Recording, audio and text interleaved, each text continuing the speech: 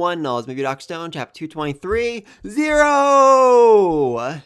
And this was a weird chapter for me. This was definitely a weird chapter for me. I mean, beyond the tearful goodbyes, they launched the rocket without actually figuring out what activated Medusa all those years ago. I mean, Zeno says they were unable to replicate the phenomenon, meaning it wasn't just being put in a vacuum that caused it to be activated. It was something else. It was someone else who had some reason to activate Medusa. I mean, if it was the Y-Man, just why? Why would he have done that? And more importantly, how would he have done that? Can he activate Medusa remotely? I mean, if so, I feel like he would have done that many, many times before. Why would he have even tried to activate it via radio after the Treasure Island arc? This makes no sense, and that means the only possible conclusion I come up with is that there is a traitor amongst their midst, maybe Ukyo, who caused Medusa to be activated for some reason we still don't know, and that's worrisome. That is very, very worrisome.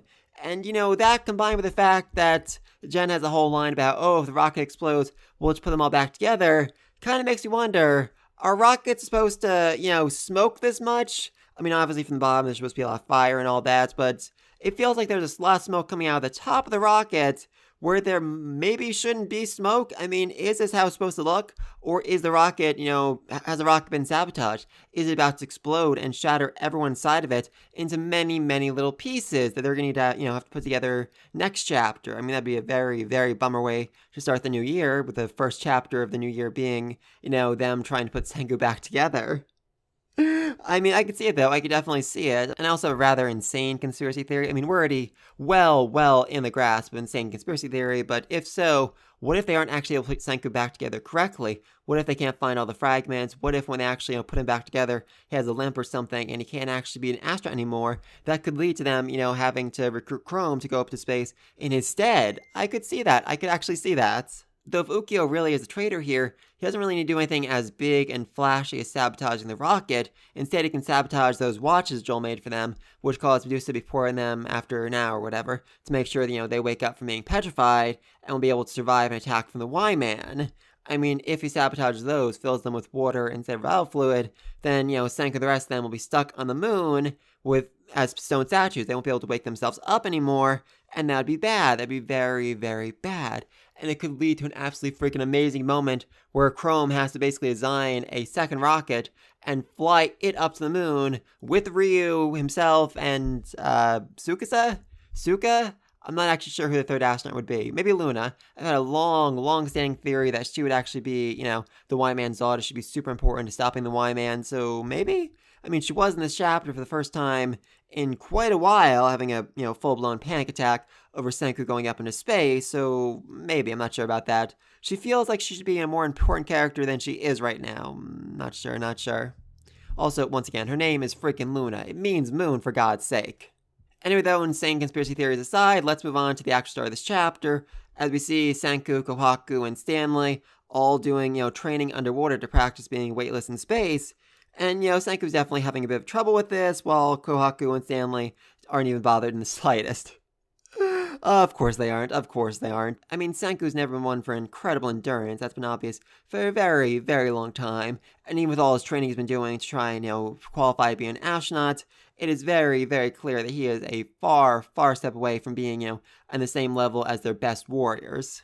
And then we see the long march to the rocket in an air-sealed bubble, which apparently is to keep them from contaminating the moon. I'm not really sure what the risk is there, why they need to worry about that, but it certainly looks cool as they're walking in these giant turtle suits.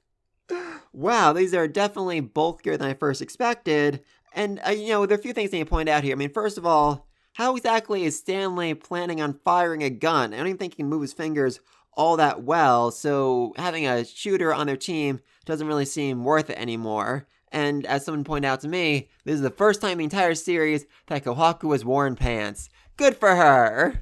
But anyway, speaking of Kohaku, she's a tearful goodbye with her sister, and her unofficial sister, Suka. Oh god, so adorable. As they're, face-to-face pressing against the plastic that's separating them. It's so heartwarming. I freaking love it. And Zeno and Stanley also have their own tearful goodbyes. Well, not so much tearful, but certainly emotional. As, Stanley says, we're not alone anymore. It's not just the two of us. We have friends, we have backup, we have support. We have the entire world on our side. That's a nice moment right there. That is a nice moment right there. And oh god, Zeno is just such a tsundere as he gives Stanley some chewing tobacco shaped like cigarettes for him to, chew in space. Though, again, that does actually raise kind of a weird question because, chewing tobacco, you're supposed to spit it out after you chew it, and Stanley's gonna have a big helmet on his head, so he can't really spit it out afterwards. That's a weird choice, That's a very, very weird choice. I'm guessing it's more symbolic than anything else, but still weird. Still definitely weird. And then we have Sukasa comment about how Stanley's marksmanship will allow them to handle any threat they may face on the moon. And again, Stanley's fingers can barely even bend in these weird gloves that have been built for him. That's so, so weird. I mean, are they planning on taking the suits off when they actually get to the Y-Man's base? Do you think the Y-Man's base will have air, atmosphere, whatever, and they'll be able to take the suits off and walk around normally? I'm not sure. That's weird. That's definitely weird.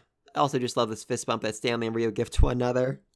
I mean, these two, have they ever really talked to one another in the series? I'm not sure, maybe last chapter.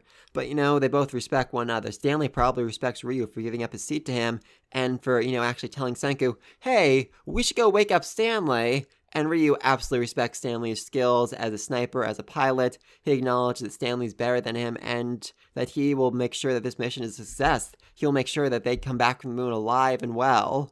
Hopefully. I mean, that's also something else I wanted to mention. The color page of this chapter, it shows Senku and Kohaku fully colored, but Stanley is still kind of grayed out. That's concerning. That's very concerning.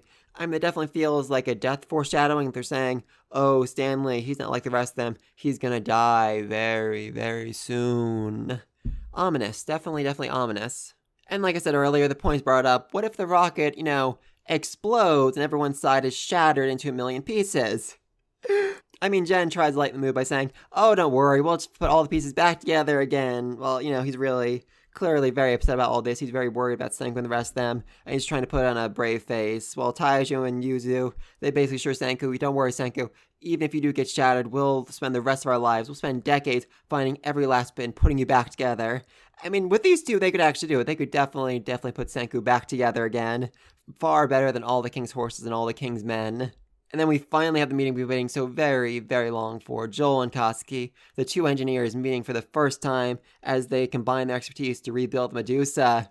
Oh, I love it. And my only complaint is that this one page isn't 10 pages, isn't a whole chapter, is an entire spin-off of these two collaborating with one another to build things that boggle the mind of both modern dayers and Stone Agers alike. Oh, I love that. Absolutely freaking love that. But anyway, the Medusa's put back together, the astronauts are all put in the rocket ship, and their helmets are screwed on for some reason. It's a really weird look that Stanley is giving to Senku as he gives a thumbs up to Katsuki. That's a interesting moment right there. Very interesting moment. But anyway, then Senku gives a command. He petrifies himself, he petrifies Kawaku, he petrifies Stanley, and they all get ready to go up to the moon. They all get ready to go face off against the Y-Man as the countdown begins. 10, 9, 8, 7, 6. And Senku thinks back to the last time he was petrified, to just the utter stillness and silence of it all, as he's just waiting, counting the seconds for 3,700 freaking years, again and again and again, just waiting to be woken up. But this time he's not counting up, he's counting down to the rocket launch, their time when they can finally go to space, just like he always dreamed of. And he thinks back to those little statues that he launched into space, of him, Yuzu, and Taiju, of how he actually managed to reach space a little bit before the Stone Age began. And now he's actually going up. He's actually bringing himself to the moon. He's actually going to accomplish what his dream that he's had for his entire life. He's going to freaking space. 0. The rocket launches. Huzzah! And now we wait. Till next year to figure out what exactly happened here. Did the rocket actually fail? Is it going to explode? Will Senku be unable to actually go to space because of not being able to be put back together correctly? Or will they actually make it to the moon? And then find out something's gone absolutely terribly wrong. I mean, seriously, what is waiting for them up on the moon? Is it just going to be, the Y-Man alone as an AI, as a single person who keeps petrifying himself over and over again? Is it going to be an entire colony of people who have survived on the moon for the last 3,000 years somehow, some way? What exactly waiting up there for everyone? Will this team actually be able to stop the Y-Man by themselves, or will they need a second team astronauts who need to go to the moon and help save Senku and the first team? I could see that. I could definitely see that. And like I said before, definitely think Luna's father's the Y-Man, and that Ryu's uncle was the financer for the Y-Man. Maybe they're both still alive up on the moon. Oh, that'd be an interesting reunion. That'd definitely be an interesting reunion. But please leave us down below. Be sure to like and subscribe. Oh, actually, before I forget, sorry, completely forgot about this.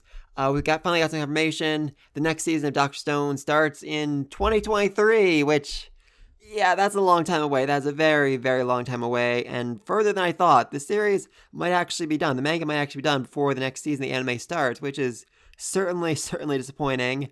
But thankfully, we'll have something to bide our time. We're apparently getting a Ryu anime special, which, oh, thank the gods. Thank the freaking gods. That's going to be amazing. That is going to be so absolutely amazing. I'm not really sure what it's going to cover. Is actually going to be, Ryu waking up in the Stone Age, meeting Senku, their whole introduction. It feels like, more season 3 stuff. So it would instead be, who Ryu was before he was petrified, showing his life, showing what he was doing before he was actually turned to stone. I think it would make more sense, but I'm really not sure. But again, let me know what you think about that down below. Be sure to like and subscribe. See you in the next video. And until then, peace!